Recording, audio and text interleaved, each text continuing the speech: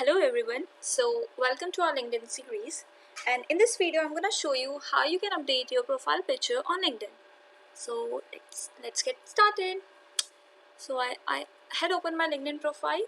We'll go here, add photo, upload a photo, and I have downloaded some photos over there.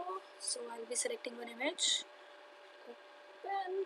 Okay, now I'll add some now original. I'll adjust this photo with brightness thoda sa kam, contrast, saturation,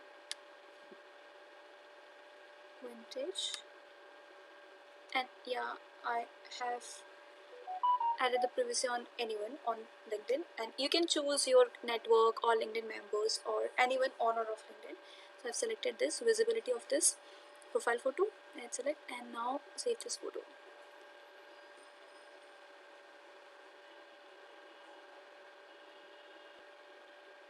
There. Okay, now updated.